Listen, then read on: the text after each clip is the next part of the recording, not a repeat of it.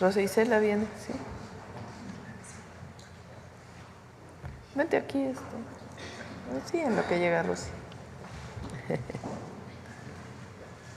Muchas gracias, muy buenos días. Hoy está con nosotros Juan Ramón de la Fuente, está en camino la secretaria de Gobernación, Rosa Isela Rodríguez, está también el subsecretario para América del Norte de la Secretaría de Relaciones Exteriores, Roberto, y Iván Escalante, con el informe de todos los lunes de Profeco. Vamos a iniciar con Iván. Después le voy a pedir al canciller que tome la palabra. Él va a hablar sobre dos temas. Uno, el mensaje a todos los mexicanos y mexicanas que viven en Estados Unidos para que conozcan todos los servicios consulares, los teléfonos en caso de cualquier tema, que estemos tranquilos todos y todas, pero es importante que esté en información. Y también él va a dar la información de la migración, de cómo se ha contenido la migración de sur a norte de nuestro país, con los datos, los números y un esquema que se llama CBP One, que no sabemos si va a permanecer o no, pero que nosotros queremos que si desaparece se establezca algo similar porque ha tenido resultados y queremos explicarlos a todos y a todas. Y después Rosa Isela nos va a explicar la primera parte de los servicios y todo el apoyo que le daríamos a connacionales en caso de ser repatriados, que sepan que estamos preparados, que estamos listos, aunque obviamente pues hay que esperar el día de hoy lo que vaya a decir el presidente Trump en su toma de protesta. Y como siempre decimos, tenemos la certeza de que vamos a llegar a un acuerdo con el gobierno del presidente Trump, que ya una vez él con su toma de posesión, pues se establecerán los canales adecuados para una comunicación. Bueno, entonces primero con Iván, por favor.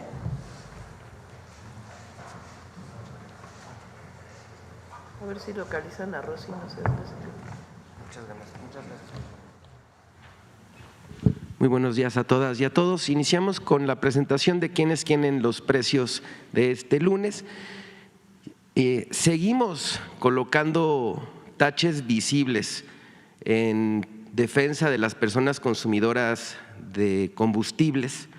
Esta semana estuvimos en una estación de servicio de la marca BP en la Colonia del Valle, en la Ciudad de México, en Cancún, Quintana Roo, en esta móvil, en el puerto de Acapulco, en esta gasolinería, adelante, en esta G500 en Atizapán de Zaragoza y en Jilotepec, también en esta estación móvil. Y vamos a continuar y vamos a fortalecer el monitoreo que estamos haciendo de los precios de los combustibles todos los días y vamos a seguir colocando estas lonas para que las personas consumidoras estén informadas de quiénes son las estaciones de servicio que se vuelan la barda con los precios. Adelante.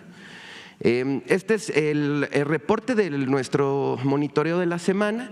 La gasolina regular más barata que encontramos fue en Guadalajara, Jalisco, en esta estación Bristol, 22 pesos con 22 centavos. Y aquí en cada una de las regiones los precios que no superan los 24 pesos por litro y aquí los indicadores de ganancia. A todas estas estaciones les vamos a dar una palomita. Continuamos con las más caras, también de gasolina regular. Esta estación móvil en Morelia, Michoacán, 26 pesos con 53 centavos por litro. Y aquí los indicadores de ganancia, que es lo que hemos estado marcándoles de cuánto gana cada estación de servicio por litro de gasolina, lo cual se excede por mucho del promedio de lo que la mayoría de las gasolineras están adquiriendo por litro. Entonces, a todas estas gasolineras que están entre 25 arriba de 26 pesos, les vamos a dar un tache. Seguimos con el precio del diésel, el más barato, 24 pesos con 29 centavos y aquí en cada una de las regiones en donde pueden encontrar el diésel más barato les vamos a dar una palomita y el diésel más caro que ubicamos en la estación Corpo Gas en Cancún, Quintana Roo, 27 pesos con 83 centavos. Los indicadores de ganancia y por región cuáles son las estaciones que venden el diésel más caro. Les vamos a dar un tache. Continuamos con este es el promedio de precios por marca que hemos encontrado tanto en nuestros monitoreos como en la información que las propias estaciones de servicio le da a la CRE. Entonces destacan, por ejemplo, que el promedio de la gasolina regular de las marcas Orsan, Hidrocina, G500, BP, Repsol están entre 24.34, 24.30, 23.84 y así nos vamos con las demás marcas y las más caras promedio son estas marcas Redco, Chevron, Arco que venden la gasolina en 26 pesos, 25.94, 25.53.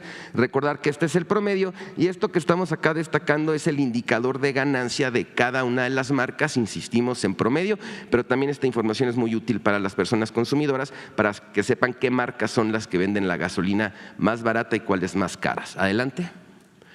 Ahora este es el seguimiento de la canasta básica, la más barata que encontramos en la bodega Aurrera Emilio Carranza en Saltillo, Coahuila, en 724 pesos con 80 centavos, palomita, y la más cara en Morelia, Michoacán, en Chedraui Altozano, 999 pesos con 80 centavos, le vamos a dar un tache. Continuamos. 3 ciudades, Veracruz, Villahermosa, Alcaldía Benito Juárez, Ciudad de México, más barata, más cara, Chedraui Centro, 765 pesos con 20 centavos en Veracruz, palomita, Soriana Hiper Floresta, 867 pesos con 60 centavos, también palomita porque está por debajo de los 910 pesos. En Villahermosa, Soriana Super 441, está vendiendo la canasta básica en 845 pesos con 30 centavos, palomita. Y Chedraui Mina, la más cara, 935 pesos con 80 centavos, tache. En la Ciudad de México, en la Alcaldía Benito Juárez, Soriana Hiper Mixcoac, 825 pesos con 60 centavos, palomita. Y Walmart Tlalpan, 910 pesos y se pasa por 65 centavos, por lo tanto, le vamos a poner su tache. Continuamos.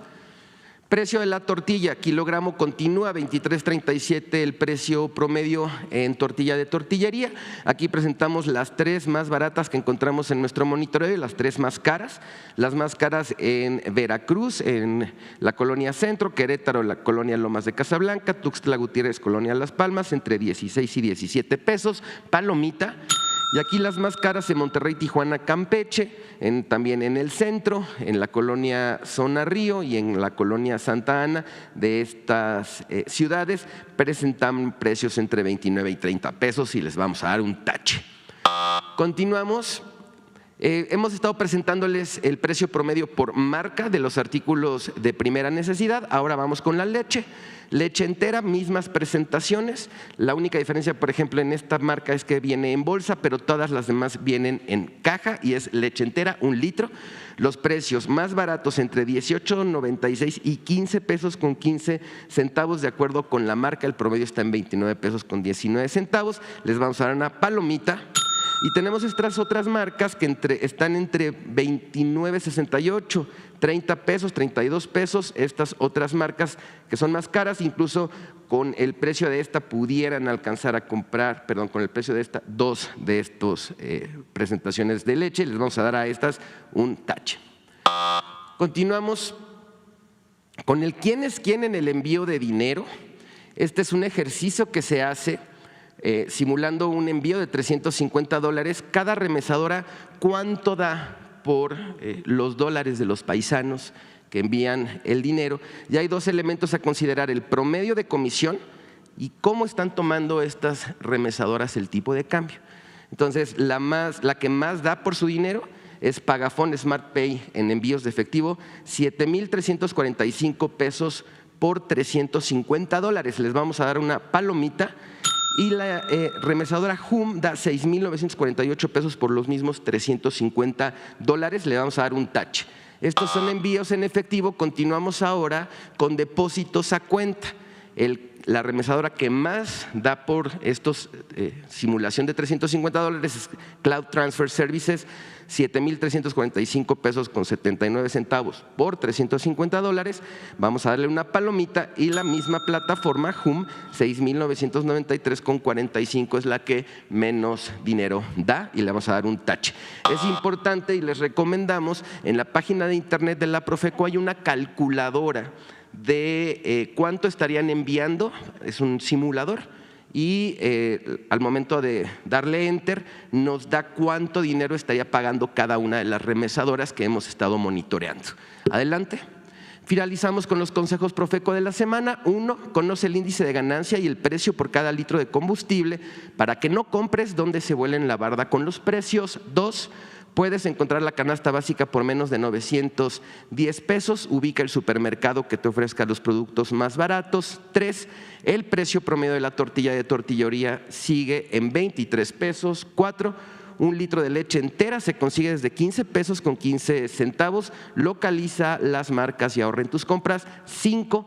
Compara entre las remesadoras y decide por aquella que te dé más por tus dólares. Recomendamos cobrar tus envíos en alguna de las 1,743 sucursales de Financiera para el Bienestar. Nuestras redes sociales, nuestra página de internet. Es todo. Muchísimas gracias. Muy buen día, Presidenta.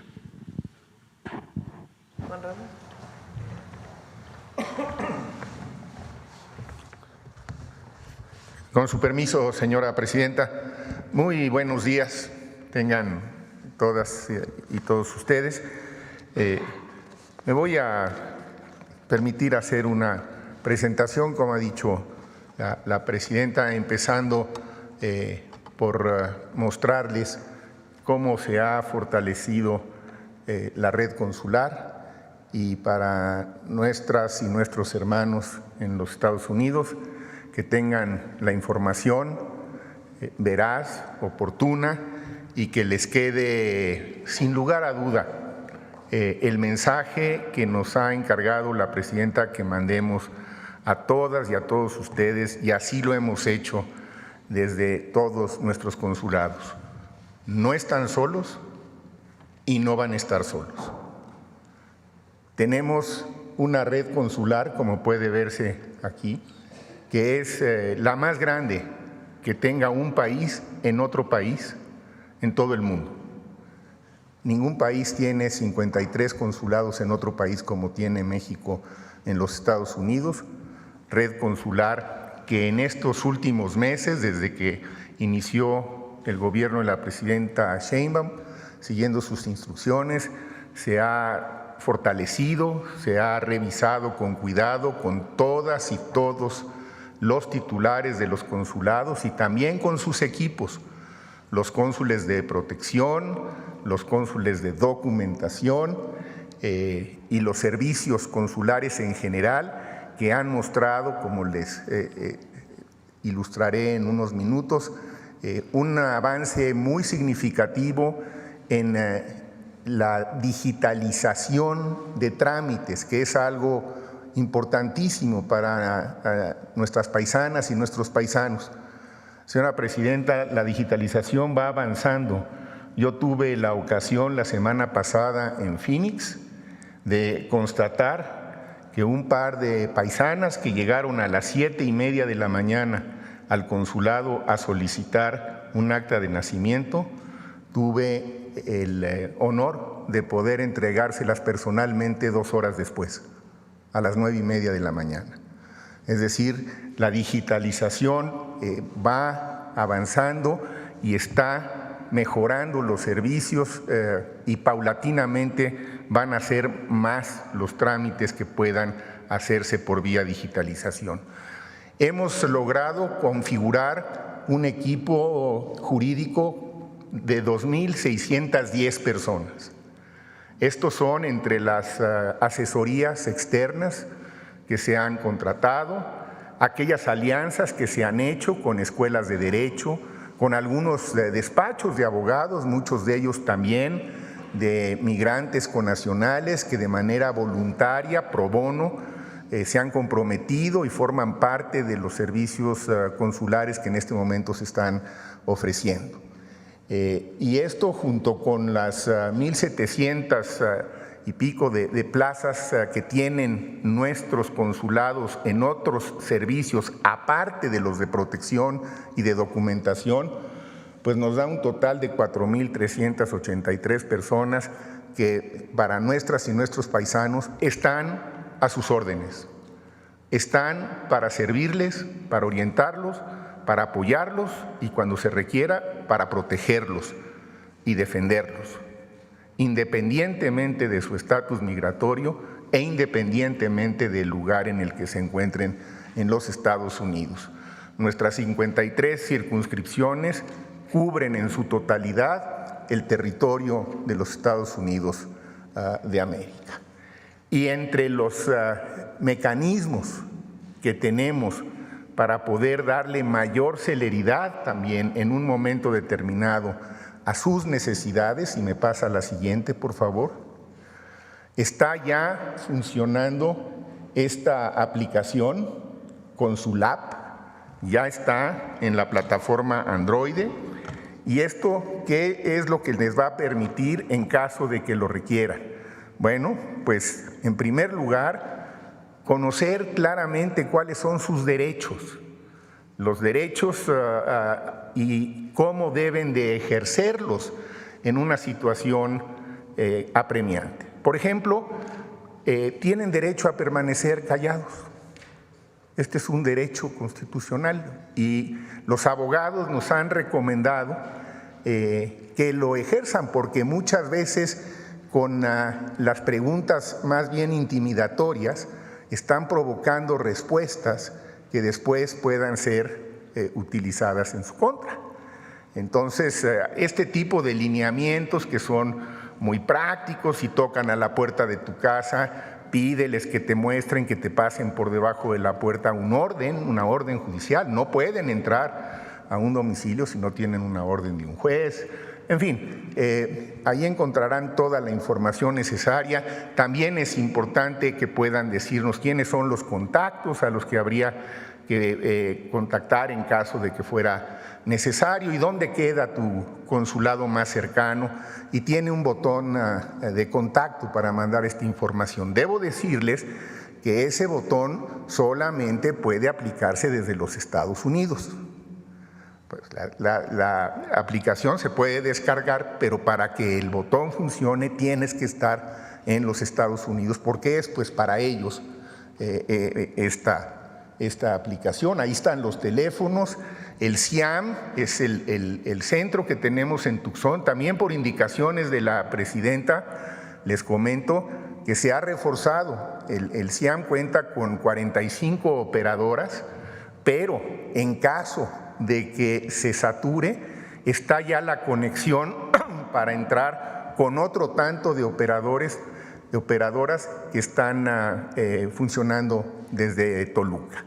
Entonces tenemos este call center que está a su disposición y desde luego pues los contactos más cercanos con su consulado, en donde hay también otra serie de alianzas que están ya muy afinadas, las estuvimos revisando todas estas últimas semanas, siguiendo muy puntualmente sus indicaciones, Presidenta, iglesias, escuelas, hospitales, redes sociales, desde luego organizaciones para tejer esta red de apoyos comunitarios y sociales que junto con los apoyos legales nos van a permitir contender con las circunstancias que pudieran presentarse en las próximas semanas. La siguiente, por favor. Bueno, nuestro modelo humanitario de movilidad humana sigue funcionando a la fecha, al día de hoy, y ha mostrado en los hechos una disminución del 78% de los cruces ilegales. Es decir, y esto es algo que queremos enfatizar, porque creemos que es un modelo, siempre es perfectible, pero es un modelo que funciona, es un modelo que nos ayuda y quisiéramos desde luego reforzarlo, pero destacar que tiene algunas virtudes que son realmente buenas. Por ejemplo, y ahora entro un poco más en detalle, ya lo mencionaba la presidenta, la posibilidad de que se puedan agendar citas frente a autoridades migratorias en línea sin necesidad de llegar primero al territorio de los Estados Unidos. Hacerlo desde el sur de México. Esto fue algo que se logró en un acuerdo que hubo entre el presidente López Obrador y el presidente Biden, que se ha ido afinando en los últimos meses, que se conoce como CBP-1. Pero lo importante es mostrar, si ven ustedes en la parte inferior de la gráfica, el número de cruces que hay sin cita y el número de cruces que hay con cita a través de esta aplicación ya es muy parecido. Es decir, es un modelo que queremos nosotros proponer, que con las modificaciones que el caso requiriera pudiera seguir funcionando. Creo que nos conviene a todos, desde luego empezando por los propios migrantes, porque una vez que tienen ellos una cita, pues esto ya facilita los tiempos y los traslados. La siguiente, por favor. Bueno, algo que se ha comentado mucho en la prensa en los últimos días y que me ha pedido la presidenta que haga un comentario al respecto, es lo que se conoce como MPP. Se ha dicho por los medios, ustedes lo han seguramente leído o escuchado, que esto es algo que se pondrá en marcha muy probablemente a partir del día de hoy.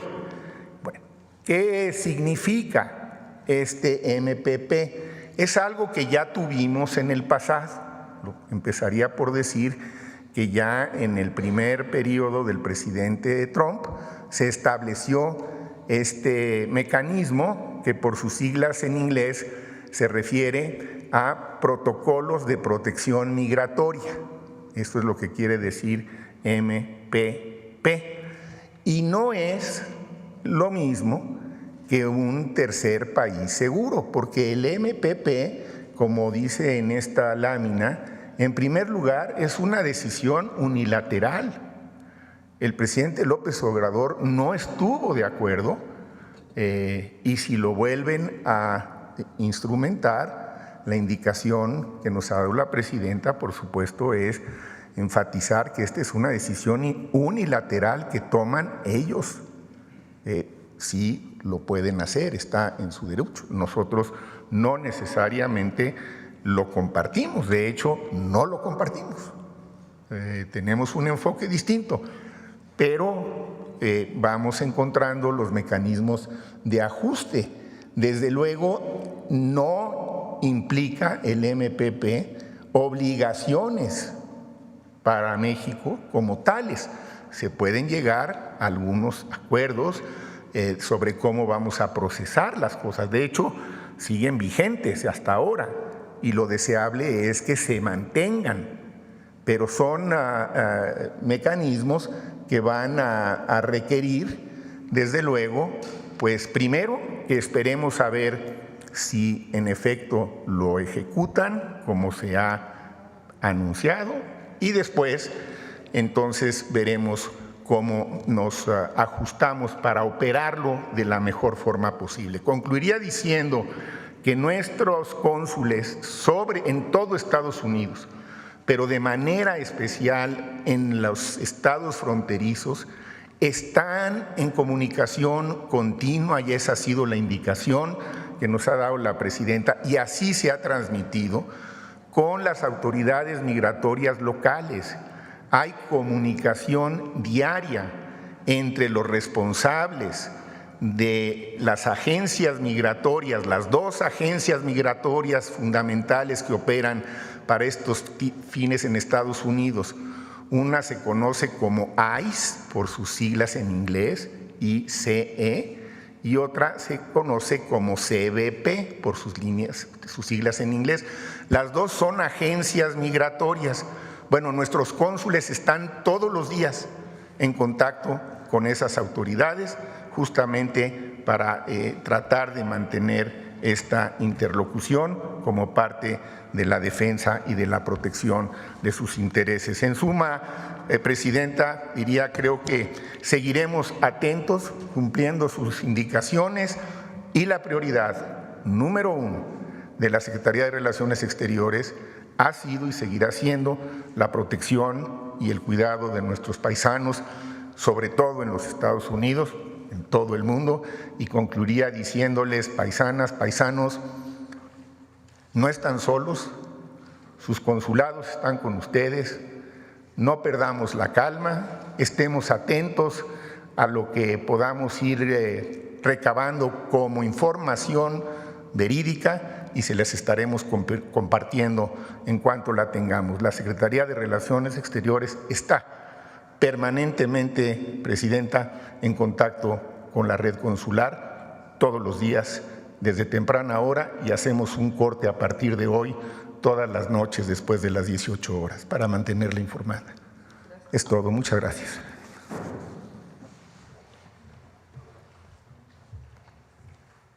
Con su permiso, Presidenta.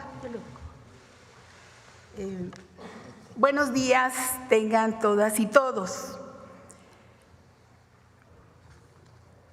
México hará todo lo que sea necesario para defender, atender en México a los connacionales y destinará lo que haga falta para recibir a quienes sean repatriados a fin de lograr su reincorporación a su país natal. Ante la repatriación de mexicanas y mexicanos que se encuentran en Estados Unidos, el Gobierno de México ha preparado una estrategia efectiva de recepción México Te Abraza. Llevamos meses trabajando desde que el presidente Donald Trump anunció que se llevaría a cabo la deportación de mexicanas y mexicanos. Por supuesto que no estamos de acuerdo, pero en caso de que se haga, se les va a recibir con acceso a los programas de bienestar del Gobierno de México, acceso a los servicios de salud para ellos y sus familias, transporte a sus lugares de origen, acceso a comunicaciones telefónicas, y seguiremos generando condiciones de vida y creando un entorno favorable para atender sus necesidades. Ante la repatriación de connacionales que están en Estados Unidos, el Gobierno de México, reitero, está preparado con la estrategia efectiva de recepción México Te Abraza. Se trata de un plan que fue instruido por la presidenta Claudia Sheinbaum Pardo y en el que participa todo el gobierno. Ya se cuenta con protocolos para recibir a los repatriados en los puertos fronterizos y aeropuertos, proporcionándoles apoyos para regresar a sus lugares de origen e integrarse a programas sociales y laborales. Se les vinculará con todos los servicios integrales de la administración. Algunos de ellos vienen enseguida, los voy comentando aquí.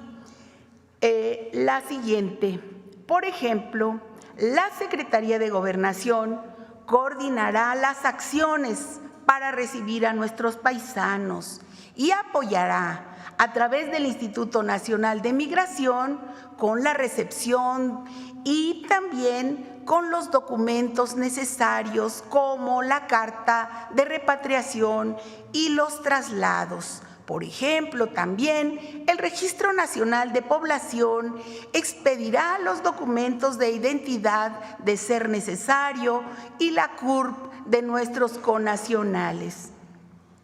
en tanto que el Instituto Mexicano del Seguro Social afiliará a las personas repatriadas y a sus familias. Así, podrán acceder a los 5 seguros que contempla la Ley del Seguro Social: por enfermedades y maternidad, por riesgos de trabajo, invalidez y vida, por retiro, por cesantía en edad avanzada y vejez, además de todas las prestaciones en guarderías y otras prestaciones sociales. Por supuesto que también la atención a las diferentes especialidades, vacunas y toda la atención médica que se requiere por parte del Instituto Mexicano del Seguro Social. También la Secretaría del Bienestar los incorporará a los distintos programas sociales. Menciono algunos, por favor, la lámina, como la pensión para las personas adultas mayores, la pensión para personas con discapacidad, el programa de apoyo a madres trabajadoras, también el programa Sembrando Vida, la pensión para mujeres Bienestar, también el programa Salud Casa por Casa, muy importante, así como todos los programas de emergencia social que da la Secretaría de Bienestar. Por supuesto, el programa Jóvenes Construyendo el Futuro, que proporciona la Secretaría del Trabajo, así como las diferentes becas en universidades Benito Juárez, el programa Beca Universal Rita Cetina, las becas de educación media superior, las becas de educación superior, por supuesto, los apoyos en vivienda social por parte de SEDATU y del Infonavit. También por parte de la Secretaría de Agricultura y todo el sector, las cuestiones de producción para el bienestar, los apoyos de fertilizantes gratuitos, el apoyo de Bienpesca y los precios de garantía. También recordar el otro programa de alimentación para el bienestar, así como todos los servicios que proporciona el Banco de Bienestar, entre otros. Entonces, finalmente también en esto relacionado con los apoyos de bienestar y por instrucción de la presidenta, a cada uno de los paisanos que lleguen a nuestro país, se les entregará una tarjeta, la lámina por favor, que se llama la tarjeta Bienestar Paisano, que también tiene 2,000 pesos, dinero del que podrán disponer de forma inmediata para cubrir sus gastos en el traslado hacia sus comunidades de origen. Aquí sí la pueden poner. Y pues estamos trabajando en mucha coordinación con diferentes sectores. Por ejemplo, ya están capacitados los servidores públicos que estarán en la atención, en la implementación de la estrategia. También se establecieron acuerdos con los gobiernos de los estados fronterizos, Baja California, Sonora, Chihuahua, Coahuila, Nuevo León, Tamaulipas, con todos los gobernadores de los estados. También acuerdos de el tema de los estados que también tienen el mayor número de mexicanos que viven en Estados Unidos, como Chiapas, Guerrero, Oaxaca, Puebla, Michoacán, Guanajuato, Estado de México, Sinaloa y Jalisco. Los gobernadores y gobernadoras, todos, absolutamente todos, manifestaron su total apoyo a las acciones que lleve a cabo el gobierno mexicano en esta estrategia de México Te Abraza, asegurando una cálida bienvenida a los repatriados. También con los organismos internacionales, así como con la Comisión de Derechos Humanos, está acompañando al Gobierno de México en esta estrategia con la finalidad de sumar esfuerzos para la recepción y reintegración de las personas repatriadas. También se ha invitado y se llevan varias reuniones con el Consejo Coordinador Empresarial a participar en la recepción y vinculación laboral de nuestros connacionales que retornan a México. Se ha hablado de empleos para nuestros paisanos. Estarían por firmarse convenios, pero ya estamos trabajando en ellos. Nuestros compatriotas que viven en Estados Unidos han jugado un papel muy importante a lo largo de la historia en las economías de ambos países. Son mujeres y hombres que se esfuerzan todos los días por mejorar las condiciones de vida de sus familias y que dejaron su país con la ilusión de construir un patrimonio para su familia. Y se trata de gente honesta, que se dedica a las labores del campo, que trabaja en la rama de servicios, en el ámbito educativo y que contribuyen a las economías de los dos países. Y ante las dificultades que hoy enfrentan, deben saber, como dijo el canciller, que no están solos. Como ha dicho la presidenta, el Gobierno de México cuenta con un plan integral para hacer frente a las repatriaciones. Estamos preparados, México los está esperando con los brazos abiertos. México no se ha olvidado de ustedes, así como estoy segura que ustedes llevan el corazón, en su corazón a su tierra. Queridos paisanos, su nación está lista para ser una vez más un hogar para todas y todos. Muchas gracias por su atención, muchas gracias que nos permiten servirles y seguir trabajando para ustedes. Gracias. Bueno, muchas gracias. A ver, nada más antes de pasar a las preguntas. El día de hoy, como todos sabemos, toma posesión, le llaman en inglés la inauguración del presidente Trump. Ayer dio un discurso y estamos esperando también no solo lo que vaya a decir el día de hoy, sino también las acciones que se vayan a desarrollar.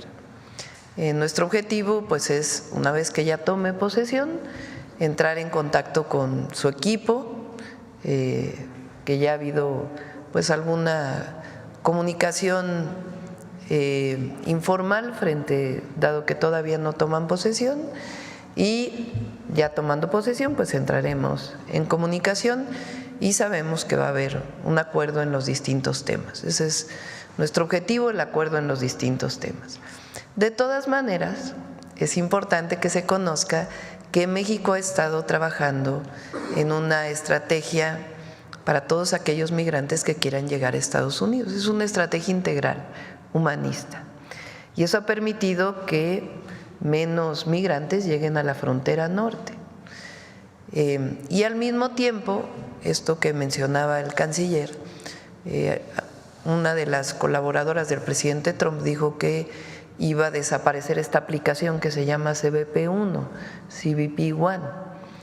que ha ayudado a que los migrantes no tengan que llegar a la frontera norte a esperar el asilo, que es una de las formas para poder entrar a los Estados Unidos. Entonces nosotros, uno de los temas que vamos a plantear es que se permita sea esta aplicación u otras aplicaciones que podamos tener un esquema similar para que desde un país de Centroamérica o desde sus propios países o en el sur de México pueda seguir habiendo esta posibilidad de acceder a la aplicación. Esto ayuda mucho para evitar la presión fronteriza en el norte de nuestro país y en el sur de los Estados Unidos, la frontera México-Estados Unidos, entre otros temas relacionados con la migración.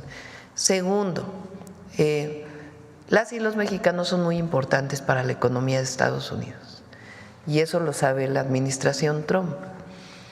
En caso de que haya deportaciones, que sería una medida unilateral de ellos, además de defenderlos en Estados Unidos con la red consular y de apoyo de abogados y otros esquemas de apoyo, también cuando lleguen a México ya hay un programa integral que tiene que ver con apoyos de bienestar, con ingreso al IMSS, con apoyo para empleo, con transporte para que puedan llegar a sus lugares de origen, un pequeño apoyo inicial que les permita también, si llegan sin recursos, poderlos tener para poder llegar. En fin, un esquema integral que hemos estado trabajando que presentó en este momento con un adelanto la secretaria Rosa Isela. Y el tercer tema, que es importante, es esto que implementó el presidente Trump en su primer periodo, que es esto que le llaman el MPP, que es una decisión unilateral de ellos para que quien quiera tener asilo en los Estados Unidos no entre a Estados Unidos, sino que espere en otro país. Y por eso nuestra insistencia para que se abra esta posibilidad de acceder al asilo, no solo desde la frontera de manera presencial, sino también a distancia, sea en el sur de nuestro país o en otros países. En eso estamos trabajando, entre otros temas, para cuando tengamos esta reunión bilateral entre el equipo del presidente Trump y el equipo del Gobierno de México. Y a nuestros paisanos y paisanas decirles que, primero, que no están solos, y segundo, que también hay que guardar la calma, que hay que ver también cómo se desarrolla durante estas semanas el proceso. Esto es lo que queríamos plantearles. Adelante. Sí, muy buenos días, presidenta Demián Duarte de Sonora Power. Bueno, en particular con este programa tan completo que presenta la secretaria Rosa Isela, me surge la inquietud. Seguramente habrá quienes pudieran ser deportados, pero también seguramente yo conozco mucha gente que vive en Estados Unidos y que seguramente tiene ganas de regresarse a su país. Entonces la pregunta es si este programa aplica para ellos. Por supuesto. Y ya informaremos en dónde pueden aplicar ya en estos días a todos estos programas. De acuerdo, muy buena noticia. Sobre el particular, hoy aparece una encuesta en el periódico El Heraldo, donde el 79% de los mexicanos le apoyamos, digo porque yo me incluyo, en la actitud, en la respuesta que usted ha tenido pues, a cada uno de los embates que ha tenido verbales el presidente electo, que pronto en unas horas será presidente en funciones, Donald Trump. El 79% le apoya y el 66% dijo sentirse muy identificado con esto que usted manifestó, de que bueno, habrá que ponerle América Mexicana o Mexamérica, válgame pues, a los territorios que antes fueron México. ¿Qué opina usted sobre este respaldo masivo que tiene de parte de los mexicanos? Pienso que… A ver, pon la encuesta primero.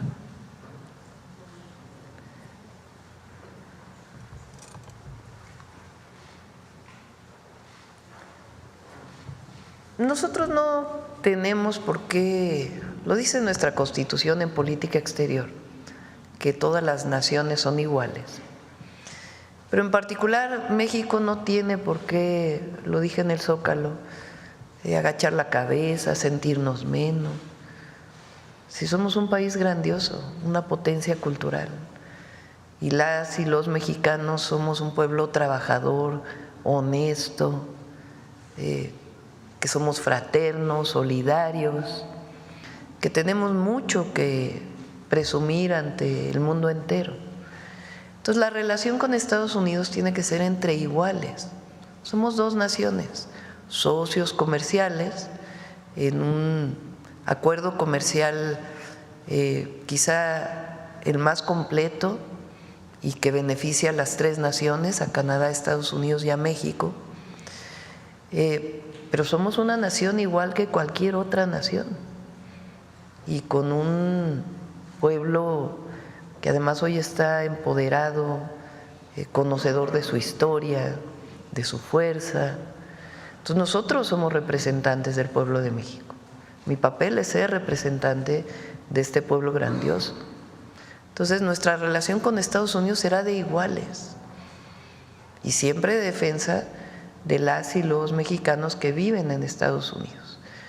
Y pues ya se encontrará el momento, que esperamos que sea pronto, de diálogo, colaboración en la que nuestros equipos se encuentren para llegar a acuerdos en distintos temas, en temas migratorios, en temas de reconocimiento del trabajo de los mexicanos y mexicanas en Estados Unidos, en temas de narcotráfico, en temas de armas que cruzan de Estados Unidos a México y también temas culturales y por supuesto los temas comerciales. Entonces, siempre como iguales.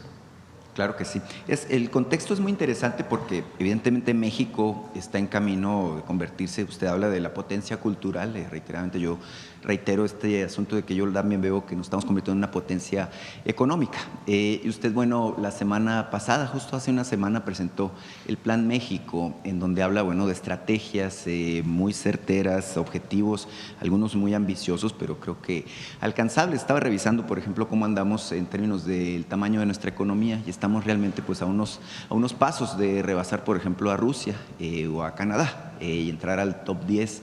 En este contexto, debo decirle que me gustó mucho, ¿no? Primero que nada, el Plan México de manera integral. Obviamente, cuando toca mi zona, pues también toca aquí mi corazón. Y evidentemente, bueno, al ver que estamos muy metidos en el tema de electromovilidad, en el tema también de las baterías de litio, pues evidentemente que nos mueve mucho porque sabemos que tenemos un futuro muy interesante al respecto. Usted apenas el viernes confirmaba que Olinia en buena medida se va a desarrollar y se va a fabricar en Sonora, lo cual es importantísimo para nosotros. Hay un tema que me llamó mucho la atención, no en el Plan México, pero sí un día antes, en los 100 días, usted habló del taller que tiene que ver con semiconductores, la creación de este taller.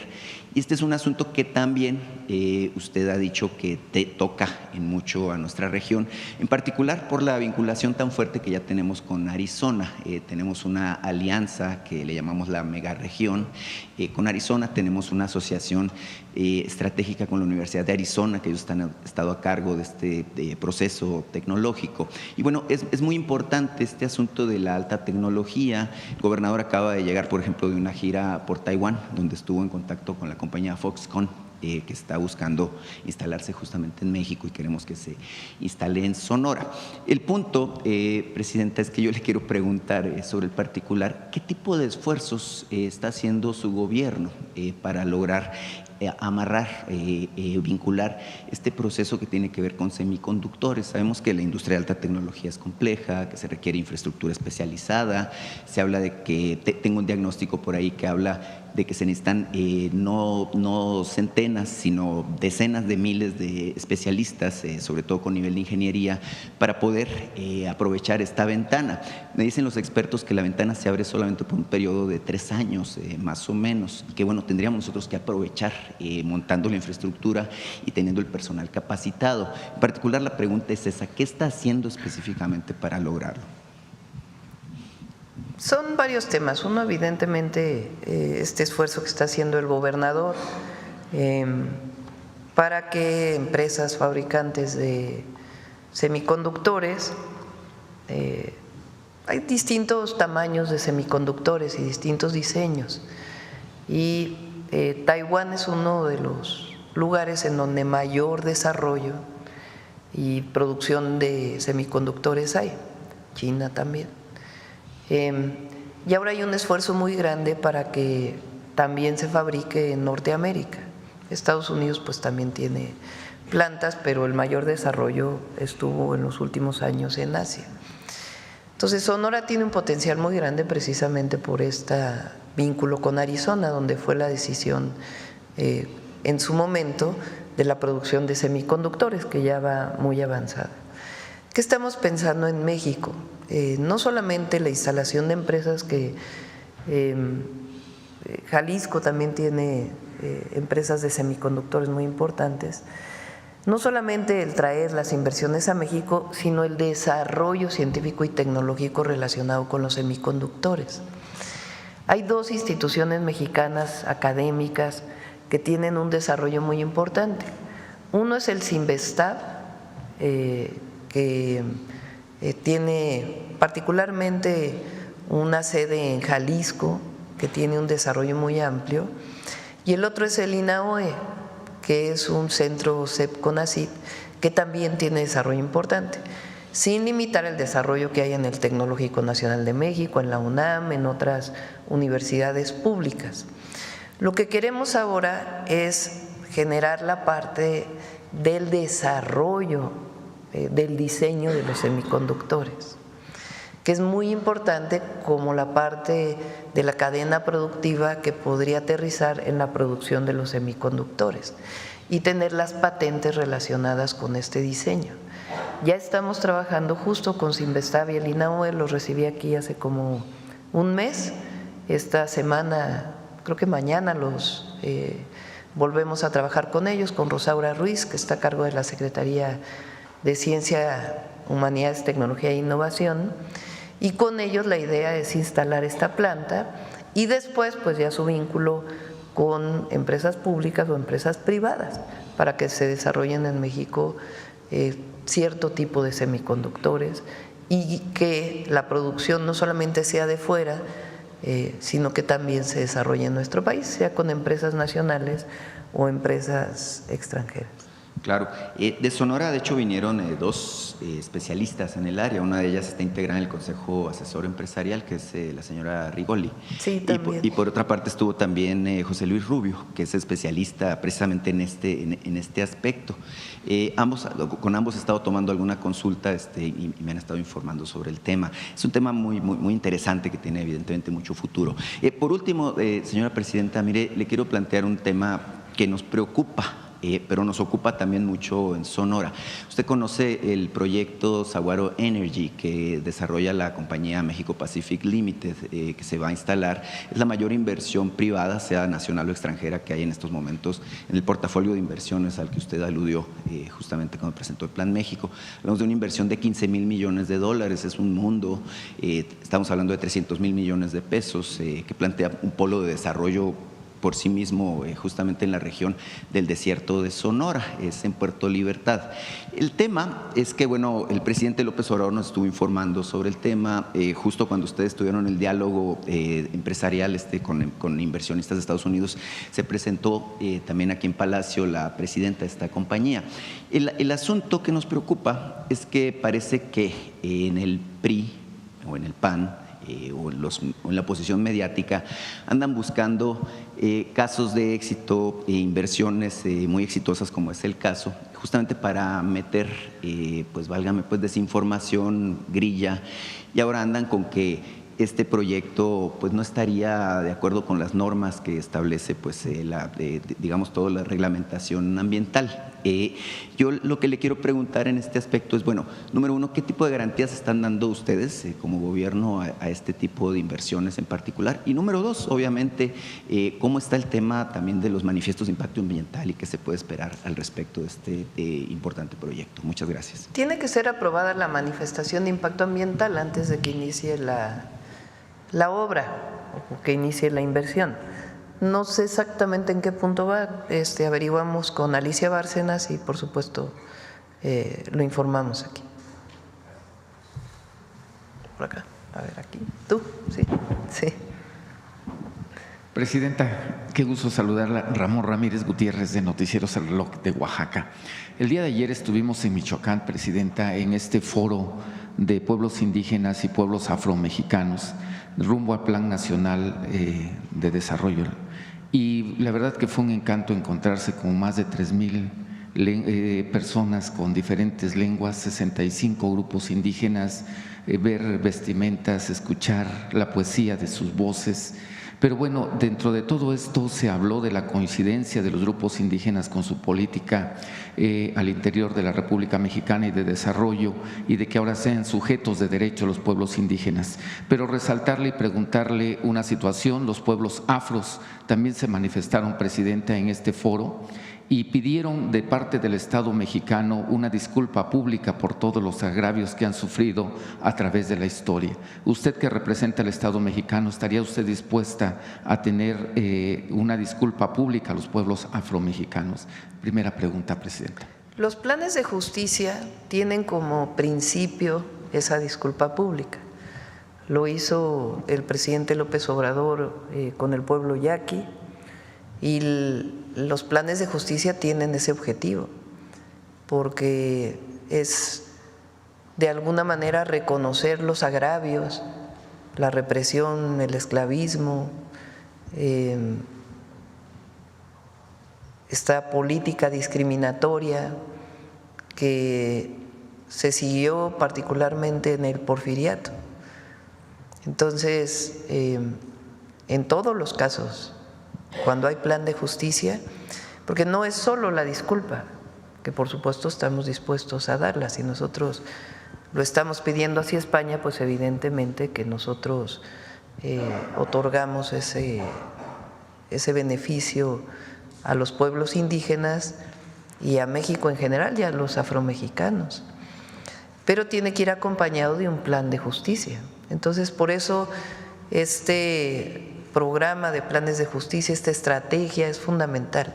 La vamos a seguir ahí donde ya se implementó y seguimos trabajando para todos los pueblos de México un plan de justicia que permita resarcir, promover, reconocer la riqueza cultural de México.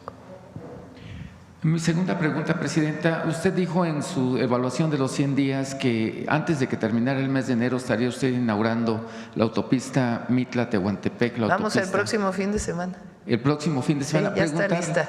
Preguntarle, presidenta, si además de esta inauguración de esta carretera estará usted iniciando, por ejemplo, la de Tustepec que se ha anunciado, la de la costa o algunas otras carreteras. Voy a recorrer. Ahora estuve en la montaña, fue una gira de verdad hermosa. Estuvimos primero en Acapulco anunciando este esquema en donde Fonatur destina recursos para el mejoramiento de Acapulco y un esquema de planeación del puerto, además de una inversión importante que vamos a hacer. De ahí fuimos por la costa hacia Copala, hicimos un programa de entrega de fertilizantes, que es importante porque nos apuramos ahora y estamos entregando los fertilizantes a tiempo para la cosecha de este año, para la siembra y cosecha de este año, perdón. Y de ahí nos subimos por la carretera hacia Tlapa, Guerrero. Son alrededor de 3 horas de camino e hicimos como casi 8 horas de camino, 7 horas de camino, porque nos pararon como 30 veces en cada lugar, en algunos casos solicitando caminos, peticiones, pero en muchos casos como agradecimiento, como fiesta, como recibimiento, algo que tiene el pueblo de México, que es algo hermosísimo. Y ahí vamos a hacer algunos caminos, vamos a continuar con los caminos artesanales y otros caminos que está pidiendo desde hace tiempo. En Tlapa pues visitamos el centro del Teletón, que ha ayudado muchísimo, y de ahí pues nos fuimos hacia la Mixteca Poblana. Llegamos a Izúcar de Matamoros y luego regresamos a tener un evento para la entrega de tarjetas de mujeres, la pensión Mujeres Bienestar. La Mixteca sigue teniendo muchísimas necesidades, es la Mixteca poblana, guerrerense y oaxaqueña. Entonces, mi objetivo este fin de semana que viene es ir a inaugurar la carretera, pero bajar hacia Pinotepa, desde Guajuapan de León, para visitar justo esos caminos que son de los caminos más afectados pues porque no se les ha dado mantenimiento. Muchos de ellos son estatales, no federales. Pero antes de iniciar una nueva carretera queremos pues arreglar esos caminos, que es una necesidad muy grande para todos los pueblos de la Mixteca. Entonces vamos ahí para entregar los programas de bienestar, particularmente el de mujeres, a seguir entregando fertilizante y además pues a hablar con la gente para el tema de los caminos y también el plan de justicia de los pueblos de la Mixteca oaxaqueña. Gracias, presidenta. Ojalá su gira contemple Tlaxiaco, el corazón de la Mixteca oaxaqueña. Pues Tlaxiaco, hay dos vías, ¿no? Por Tlaxiaco o por… Guajuapan. Sí. Bueno, de Guajuapan hay dos caminos para ir a Pinotepa. Entonces estamos decidiendo por cuál. Presidenta, ya por último preguntarle, dentro del Plan Nacional Hídrico que usted ha presentado, hay una situación, las plantas tratadoras de aguas residuales para recuperar los ríos, sabemos que el Lerma, el Atoyac lo tiene usted en prioridad, pero hay arroyos pequeños, ríos pequeños en muchos municipios que están contaminados. ¿Contempla usted en este Plan Hídrico 2025 plantas tratadoras para municipios? Los municipios no les alcanza el presupuesto, particularmente en Oaxaca, pero creo que es a nivel nacional, para tener plantas tratadoras, algún esquema, programa para recuperar estas aguas contaminadas que principalmente contaminan ríos. Vamos a iniciar por estos 3 ríos y sus afluentes. Son los 3 ríos más contaminados del país. Y por otro lado, el programa integral que lleva la Comisión Nacional del Agua tiene los planes maestros municipales, con el objetivo de que haya recursos del municipio, del estado y de la federación para poder atender un plan, no solamente una acción, sino un plan para la mejora del acceso a agua potable y el saneamiento. Entonces depende mucho de las y los presidentes municipales, con el recurso que tengamos, si entramos al saneamiento de los ríos o también al acceso de agua potable. De todas maneras es un plan que va a permanecer durante todo el sexenio. Pero acá creo que estabas desde el otro día, ¿no? Aquí en medio, que no has preguntado. Buenos días, presidenta. Buenos días a todas y a todos. Daniel Moser, del Centro de Estudios Estratégicos Nacionales, director de Helios Comunicación y colaborador de Agencias de Información y Opinión, Periodismo Internacional Alternativo de Argentina, Portal Alba de Venezuela y Rebelión de España. En primer lugar, quería comentarle que el Centro de Estudios estuvo trabajando durante todo un año, terminamos en octubre de este año, un estudio sobre los primeros 6 años del proceso de Cuarta Transformación y nos concentramos en los desafíos pendientes y en propuestas concretas para cada uno de ellos. Me gustaría, si usted me lo permite, entregarle el documento y un libro que le quiero obsequiar, que creo que va a ser mucho de su interés.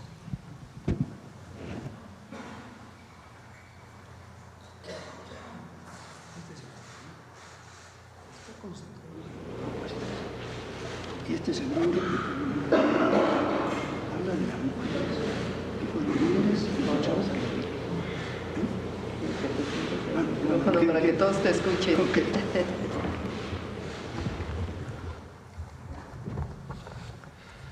Le comentaba que el libro es Calibán y la bruja. Se trata de una investigación muy documentada sobre el papel y el liderazgo de las mujeres en el periodo precapitalista entre el feudalismo y el capitalismo. Ellas defendían el interés y el territorio y las propiedades comunales contra la privatización que estaba empezando a hacerse ya en esa época. Las estigmatizaron como brujas, pero no quiero contar más, espero que lo pueda leer. En la actualidad hay un tema central, entre otros, en el ámbito global, que es la disputa económica entre Estados Unidos y China. Esta disputa se da en el marco de un fenómeno más importante aún, que es un cambio de época, un proceso para lograr en algún momento un nuevo orden mundial. Esto lleva años y va a llevar muchos años más. En ese proceso se enfrentan Estados Unidos como intentando mantener su hegemonía unipolar y lo que se conoce como los BRICS, que plantean el multilateralismo. Quisiera dar unos datos para plantearle la primera pregunta. China ahorra el doble que Estados Unidos como proporción del PIB. China invierte el doble que Estados Unidos como proporción del PIB. La formación bruta de capital fijo de la economía de Estados Unidos es del 20% del PIB y la de China es del 45% del PIB. China tiene un superávit comercial del orden de $700.000 millones al año. Estados Unidos un déficit comercial mayor a $1 trillón al año. La deuda de Estados Unidos es del 130% del PIB, la de China del 75%. En 1945, a término de la Segunda Guerra Mundial, Estados Unidos aportaba más del 50% del Producto Interno Bruto global. En 2024 es solo del 22%. De los depósitos de bancos centrales del mundo, en 1999, en dólares era de 71%, hoy es de casi 60%. El golpe mayor al proceso de pérdida de hegemonía de Estados Unidos como potencia no será seguramente un enfrentamiento militar, sino en términos económicos y financieros. En 2024, en su 16ª reunión de BRICS, se le dio la bienvenida a 13 países y se anunció que 30 naciones más manifestaron interés en sumarse a los BRICS.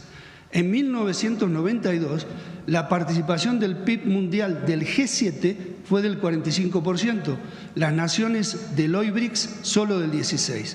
En 2024, el G7 tiene el 30% y los BRICS el 35%. Ya termino.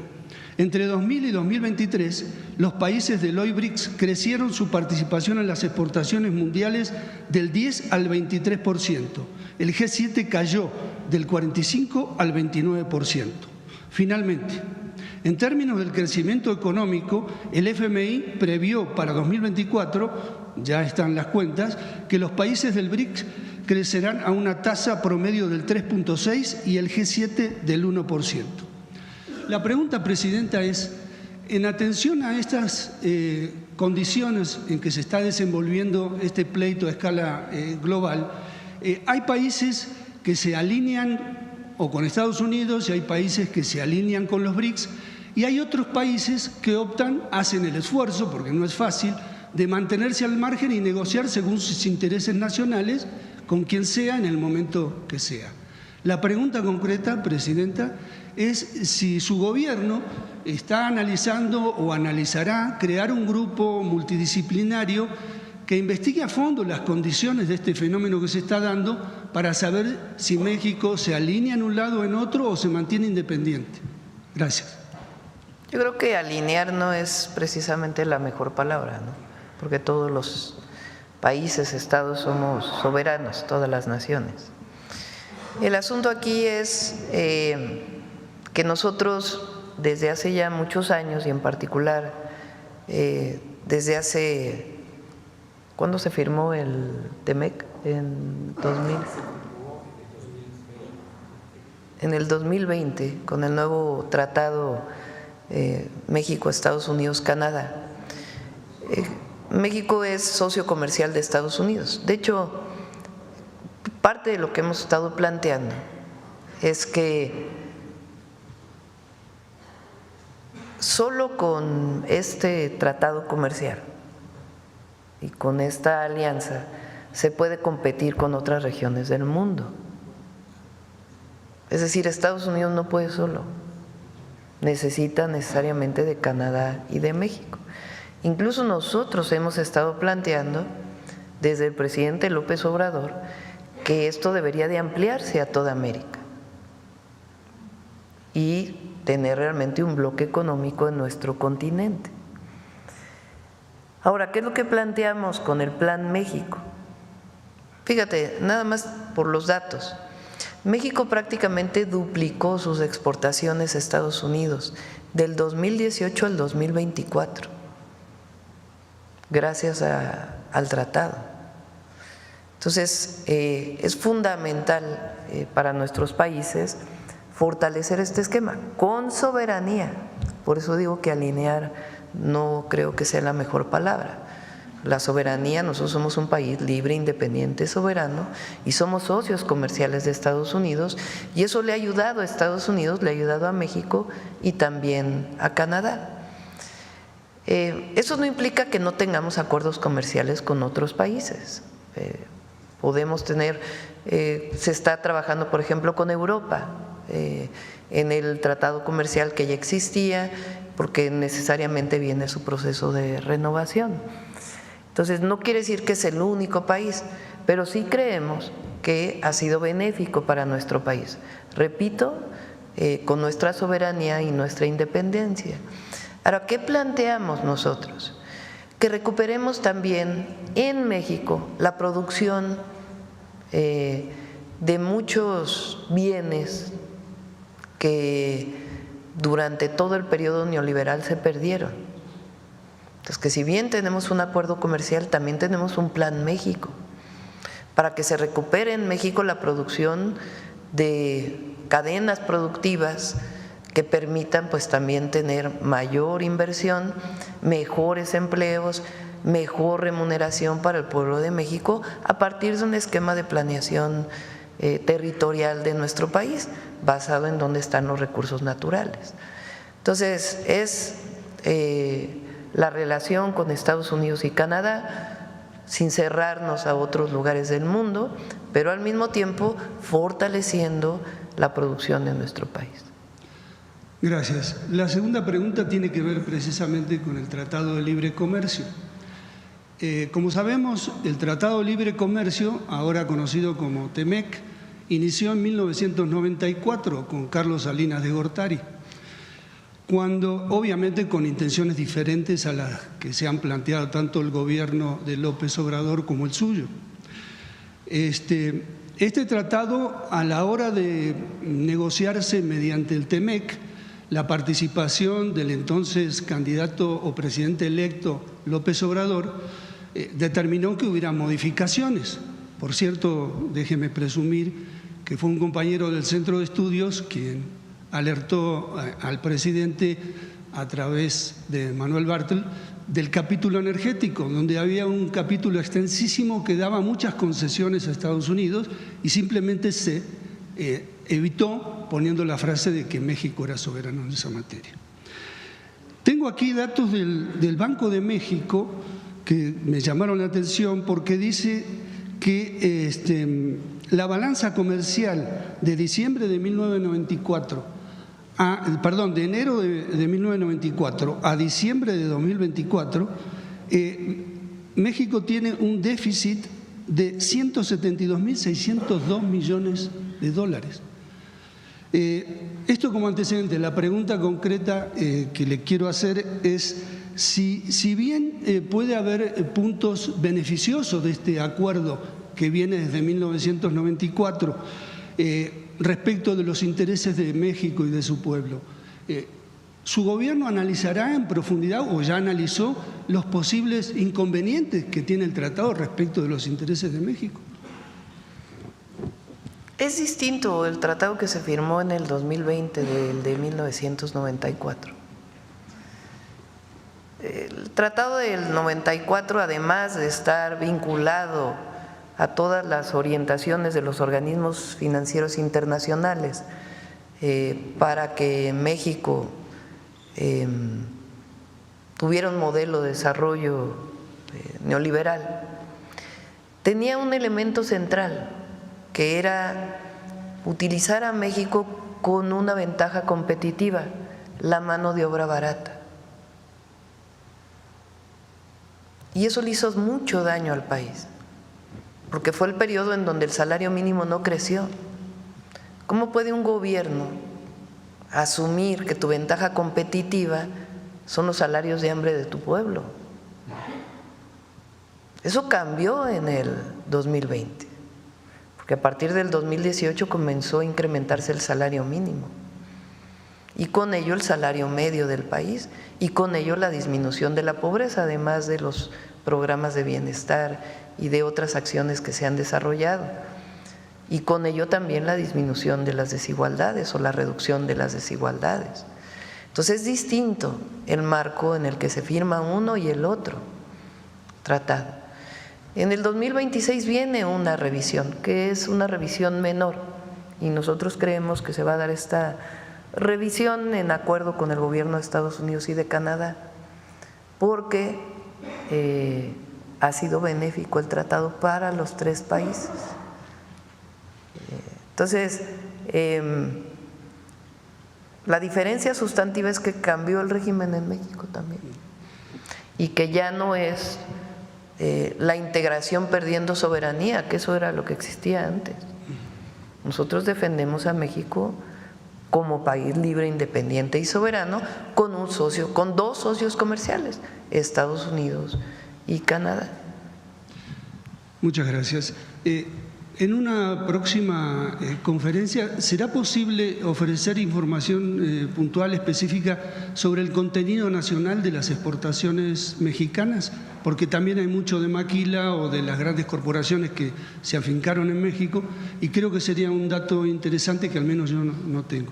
Sí, es distinto también porque se apostó por la maquila en la época del primer tratado. La maquila entendida como, de nuevo, se importa todo de Estados Unidos, se maquila en México porque hay mano de obra barata y se exporta. Ese era el objetivo de entonces. Ahora no, la inversión extranjera directa tiene cadenas productivas en nuestro país. Una de las mayores inversiones en México ha sido la industria automotriz de empresas de Estados Unidos, que tienen cadenas productivas en México, es decir, hay acero que se produce en México, hay vidrio que se produce en México, hay componentes de autopartes que se producen en México por empresas nacionales. Lo que queremos nosotros pues es aumentar esa cadena productiva de producción nacional, incluso desde las pequeñas y medianas empresas para la fabricación final de distintos bienes y también de servicios. Entonces, es distinto. México hoy es el tercer país en formación de ingenieros e ingenieras en el mundo. Vean nada más lo que eso significa.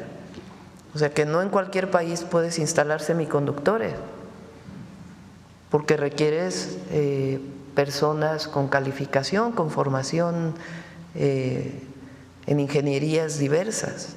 No solo ingenierías, pero principalmente. Y no por eso vamos solamente a formar ingenieros e ingenieras, también queremos historiadores, también queremos filósofos, queremos que México tenga a sus jóvenes en las universidades y que podamos seguir formando desde científicos hasta humanistas y artistas. Eso es lo que hace todavía una potencia mayor de nuestro país. Pero es distinto el modelo neoliberal a el humanismo mexicano y cómo bajo este nuevo régimen y modelo se aprovecha la relación con Estados Unidos y Canadá por la integración económica que existe, pero con una visión completamente distinta. Ponemos por encima de todo el bienestar del pueblo de México. Gracias. La última pregunta. Sebastián Lerdo de Tejada, a finales del siglo XIX, señalaba, o al menos se le atribuye a él, que la prensa se regula con la prensa. El expresidente López Obrador lo usaba a menudo como una referencia cuando trataba el tema. La cuestión es que en esa época, pues que la prensa se regule con la prensa es que un periódico liberal enfrente a un periódico conservador. Hoy un puñado de empresarios controla el 70% de los medios de comunicación digitales, impresos, radio, televisión. La pregunta es si, considerando que suele confundirse la libertad de expresión con la impunidad para difamar, ¿no sería necesario, importante, oportuno, que el gobierno, con otros sectores, incluso empresariales, sociales, etcétera, generara algún tipo de regulación con base en un código de éticas que impidiera que pasen este tipo de cosas? Que un presentador diga que va a informar y lo que está haciendo es opinar, y que difamen a personas que luego no tienen el espacio para poder responder a esa difamación. Gracias. En este caso es mejor equivocarse con la libertad de expresión, no a la censura, no a la censura. La libertad de expresión es esencia de la democracia. Nosotros ¿a qué vamos? A la revolución de las conciencias. México hoy es un pueblo de los pueblos más politizados del mundo, a pesar de que una buena parte de los medios de comunicación actúan en contra. ¿Cómo fue que sacamos 36 millones de votos con las campañas en contra que tuvimos, en redes sociales y en medios de comunicación y en toda la comentocracia. Difícil encontrar un articulista, claro, hay sus excepciones, que defienda la Cuarta Transformación. Difícil. Y aún así, ganamos casi con 36 millones de votos, con el casi 60% de la votación. ¿Por qué? Porque lo que está pasando en México es único. Aquí es que los que gobernamos desde el presidente López Obrador y ahora venimos de un movimiento social, no llegamos impuestos por nadie y seguimos luchando desde el lugar donde estamos. Entonces, además ahí están muchos de ustedes que ayudan a abrir el debate, a poner otros puntos de vista sobre la mesa, todos los medios llamados alternativos. Ya no es lo mismo que antes, donde lo que se decía en la radio o en la televisión entraba como la verdad absoluta. Y también los medios públicos están haciendo su parte, que no son medios gubernamentales, son medios públicos. Y tienen que fortalecerse los medios públicos, que es parte de lo que queremos hacer ahora. Y también hay muchos medios que han aprendido, también, que así como iban, pues lo único que hacían era perder televidentes, se dice, audiencias. Con el caso de Musk y Trump, me vino a la mente aquello que comentó López Obrador respecto de que un paisano le dijo que así como se separó el poder de la Iglesia del poder del Estado, se separara el poder económico del poder político. ¿Valdría la pena considerar separar también el poder mediático del poder político? El poder mediático, bueno, aquí está separado. Vamos con la última. Acá. Gracias, presidenta. Buenos días, Karina Vargas, de Reporte Índigo. Preguntarle en un primer tema, este plan de gobierno federal ante un posible éxodo de connacionales a México, ¿qué acciones en materia de seguridad contempla? ¿Se reforzará la seguridad en los estados fronterizos o en los municipios donde hay mayores índices de violencia o inseguridad? Es parte de la estrategia de seguridad, no hay alguna cuestión en especial. Lo que sí, pues, es esta recepción que vamos a darle a cualquier mexicano o mexicana que regrese a su país. En cuestión de extorsiones, en fin, ¿no se tiene preparado ningún plan en específico para evitar? Es lo que estamos haciendo en todo el país, se está trabajando todos los días para la construcción de la paz y la seguridad en nuestro México. Okay. ¿Quién coordinará este plan, presidenta? ¿Directamente el gobierno federal con los estados y municipios? La secretaria de Gobernación, pero justo en el encuentro nacional municipal que hubo la semana pasada tuvimos oportunidad de platicar con diferentes presidentes municipales justo de algunos municipios fronterizos y algunos ya se preparan para esta llegada de connacionales. Están coordinados con sus gobernadores y gobernadoras. Muy bien. Sobre la tarjeta Bienestar Paisano, ¿de qué ramo del presupuesto federal vienen los recursos para estos apoyos? Es el ramo de… Cuando hay alguna emergencia, alguna situación, siempre hay recursos disponibles. Y a lo mejor parece poco recurso, pero es que les vamos a dar un apoyo integral y además, si no tienen ellos recursos, además de llevarlos a su lugar de origen, si eso es lo que desean, que puedan tener por lo menos algo para el traslado. ¿Será una entrega de una sola ocasión o se va a hacer periódicamente? Sí, por lo pronto sí. Y vamos a esperar a ver cómo se dan las cosas.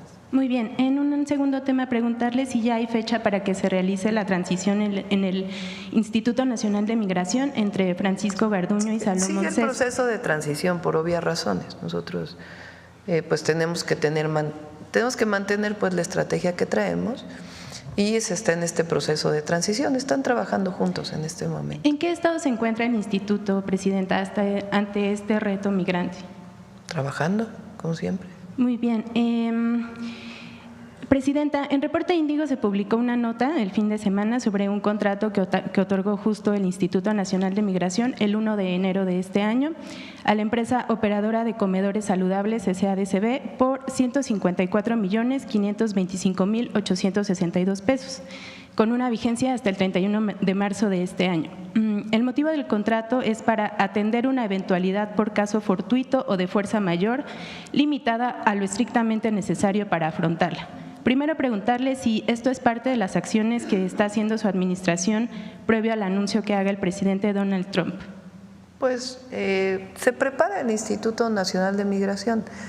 En caso de requerir albergues, por ejemplo, y eso, esencialmente nos va a ayudar Defensa y Marina. Ya lo tenemos programado. Pero queremos esperar porque no solamente al discurso, que también se dicen muchas cosas, y después ver exactamente cómo vienen las siguientes semanas. Pero estamos preparados con plan A, plan B, plan C, plan D, plan E. Presidenta, esta empresa operadora de comedores saludables es la misma que estuvo a cargo el 27 de marzo de 2023 de proveer los alimentos en la estación migratoria de Ciudad Juárez, en la que murieron 40 migrantes que protestaban por recibir justo alimentos en malas condiciones. A partir de esto, preguntarle cómo la asignación de este contrato que se hizo este año a esta empresa en particular, pues ayuda con la transformación profunda del organismo que anunció usted recientemente. Pues vamos a revisar y que revise la Secretaría Anticorrupción. No creo que haya problema, pero que revise la Secretaría. Muy bien. Finalmente, Presidenta, saber si ya tiene un censo de cuántos connacionales han sido afectados hasta el momento por los incendios forestales en Los Ángeles, ya sea por desempleo o por alguna otra causa, y si se tiene información de qué tipo de apoyo están recibiendo. ¿Tienes los datos, Juan Ramón? ¿Quieres comentarlos?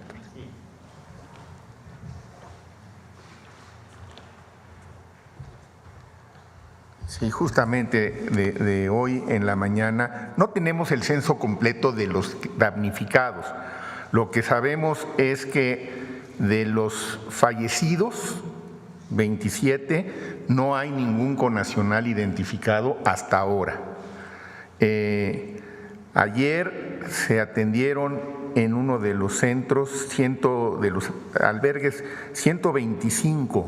Hay en un albergue, en el de Palisades, está permanentemente, que es al que aparentemente llegan más, permanentemente una representación del Consulado de Los Ángeles. Y estamos elaborando el censo de los que perdieron el empleo.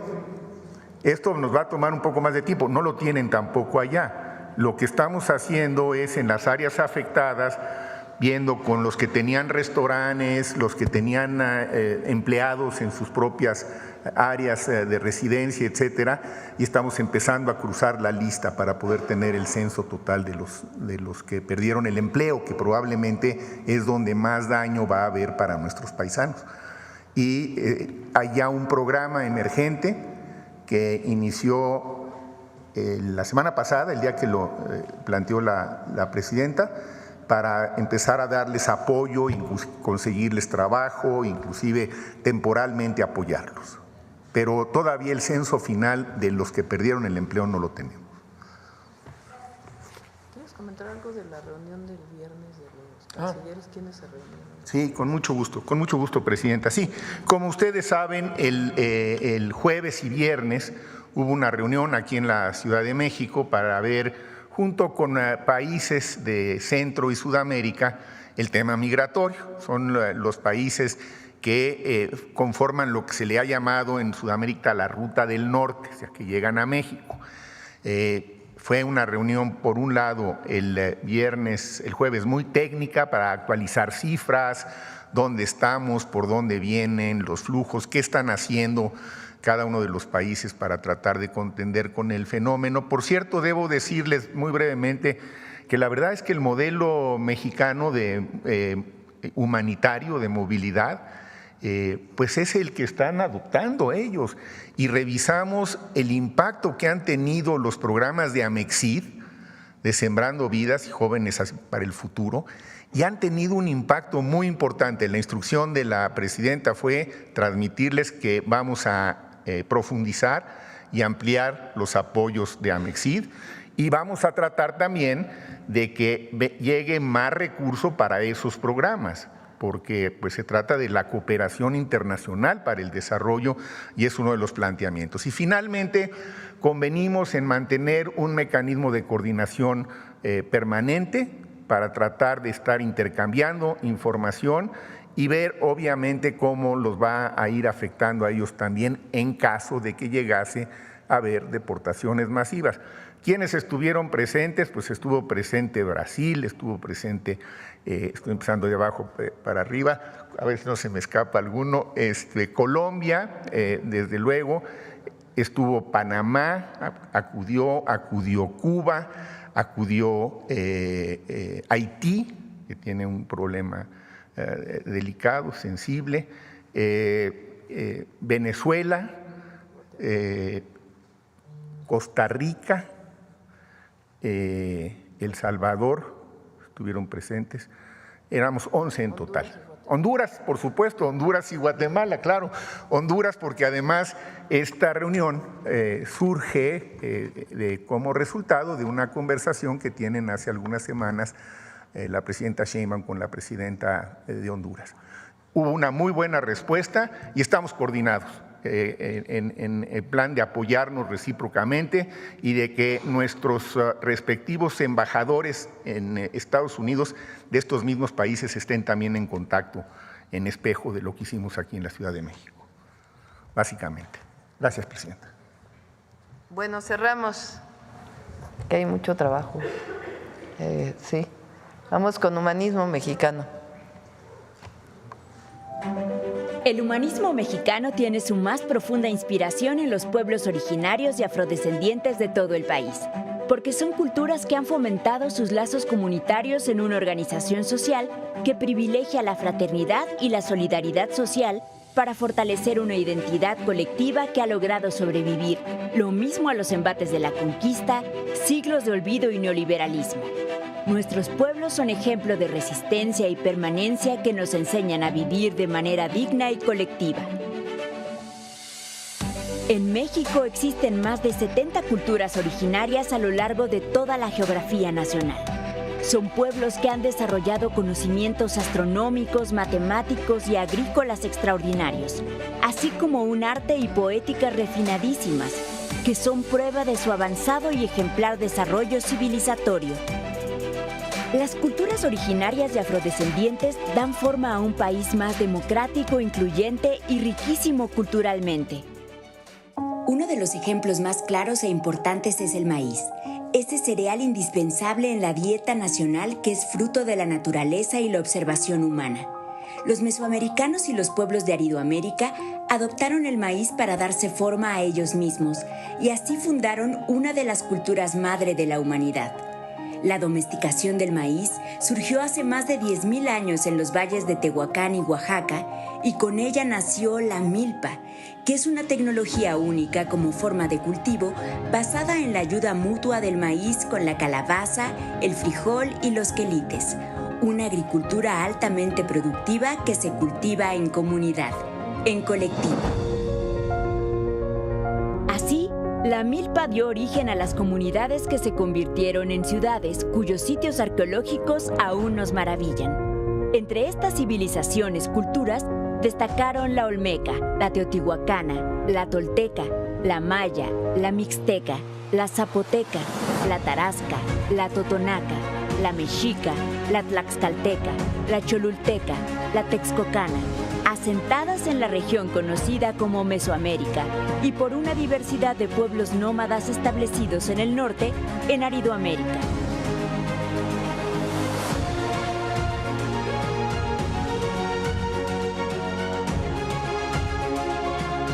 En todas las culturas mexicanas, el colectivo es más importante que los individuos.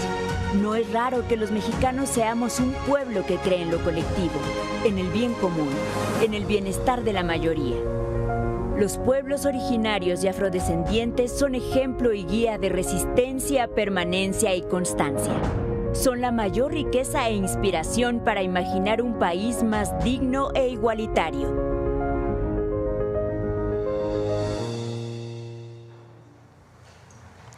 Buenos días. ¿Perdón? Vamos a estar aquí en reuniones internas. Gracias, buenos días. Hasta luego.